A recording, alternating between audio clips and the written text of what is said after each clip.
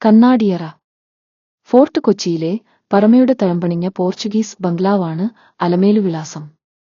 ഇപ്പോൾ അത് ഒരു ആഡംബര ഹോം സ്റ്റേ ആണെങ്കിലും അതിന്റെ അടിത്തട്ടിൽ ആർക്കും വാടകയ്ക്ക് നൽകാത്ത ഒരു മുറിയുണ്ട്. നാട്ടുകാർ അതിനെ കണ്ണാടിയറ എന്ന് വിളിക്കുന്നു. നൂറ്റാണ്ടുകൾക്ക് പുറവും ആ മുറിയിൽ ചില നിഴലുകൾ ഇഴഞ്ഞു നീങ്ങുന്നതായി, ചില തേങ്ങലുകൾ മുഴങ്ങുന്നതായി പലരും മന്ത്രിക്കുന്നു. ശനിയാഴ്ച രാത്രി തിരുവനന്തപുരത്തുനിന്നുള്ള 20 വയസ്സുകാരിമായ ഒരു തനിച്ചുള്ള യാത്രയുടെ ഹരം നുകരുകയായിരുന്നു. കൊച്ചിയുടെ ചൂടിനും പകൽ നടന്നതിന്റെ ക്ഷീണത്തിനും അറുതിവരുത്തിക്കൊണ്ട് അവൾ കറുത്ത ടാങ്ക് ടോപ്പും ഷോർട്ട്സും ധരിച്ച് ബംഗ്ലാവിന്റെ നടുവിലത്തെ വലിയ മുറിയിലേക്ക് കടന്നു. ദീപം പോലെ മിഴിവുണ്ടായിരുന്നു അവളുടെ കണ്ണുകൾക്ക്.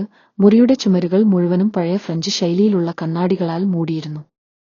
ഓരോ കണ്ണാടിയിലും അവളുടെ രൂപം വ്യത്യസ്ത ഭാവങ്ങളിൽ പ്രതിഫലിച്ചു. ഒരു കണ്ണാടിയിൽ അവൾ ചിരിക്കുന്നു, മറ്റൊന്നിൽ ഗൗരവഭാവം, വേറൊന്നിൽ അവളുടെ ഇടുങ്ങിയ അരക്കെട്ട് എടുത്തു കാണിക്കുന്നു. അവളുടെ ചർമ്മത്തിൽ വിയർപ്പു കണങ്ങൾ ഒരു നേർത്ത തിളക്കം നൽകി. സുഗന്ധം നിറഞ്ഞ മെഴുകുതിരികളുടെ നേർത്ത വെളിച്ചത്തിൽ മായ ആ വലിയ കട്ടിലിൽ മെല്ലെ ചാരിയിരുന്നു.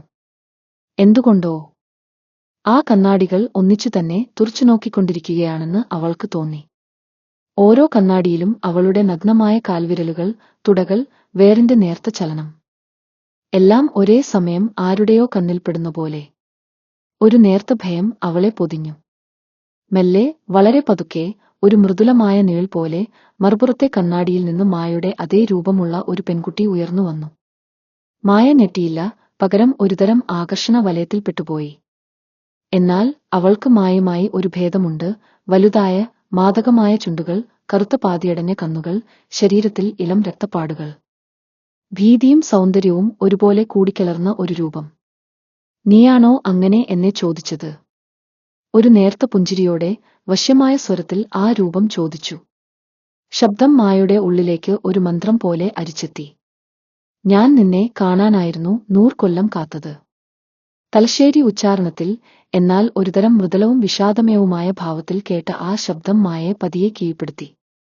അതൊരു മോഹഭരിതമായ വിഷം പോലെ അവളുടെ ഓരോ സിരകളിലേക്കും അരിച്ചിറങ്ങി. അവളുടെ ശരീരം വിയർത്തു, ശ്വാസം വേഗത്തിലായി. ഭയമായിരുന്നില്ല, അതിലേറെ എന്തോ ഒന്ന്, തിരിച്ചറിയാനാവാത്തൊരാസക്തി അവളെ ആ രൂപത്തിലേക്ക് വലിച്ചെടുപ്പിച്ചു.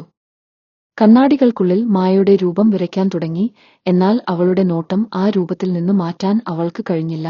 ഇരു രൂപങ്ങളും പരസ്പരം കണ്ണുകൾ കൊണ്ട് കഥകൾ കൈമാറി. മുറിയിലെ ചൂട് വർദ്ധിച്ചു. വിയർപ്പു തുള്ളികൾ നെറ്റിയിൽ നിന്ന് കഴുത്തിലൂടെ ഒലിച്ചിറങ്ങി. പിറ്റേ ദിവസം രാവിലെ ഹോം സ്റ്റേയിലെ ജീവനക്കാർ മായയെ അവളുടെ കിടക്കയിൽ ബോധമില്ലാതെ കിടക്കുന്നത് കണ്ടു. അവളുടെ ശരീരത്തിൽ ചെറിയ ചുവന്ന പാടുകളുണ്ടായിരുന്നു, അത് നഖങ്ങൾ കൊണ്ട് മാന്തിയതുപോലെ. മുറിയിലെ കണ്ണാടികളിൽ ഒരുമിച്ചു നോക്കുന്ന 2 രൂപങ്ങളുടെ നേർത്ത നിഴലുകൾ അവശേഷിച്ചു. അവളെന്നെ കാണാൻ വരുംലെ? ഇനി നീയാണല്ലോ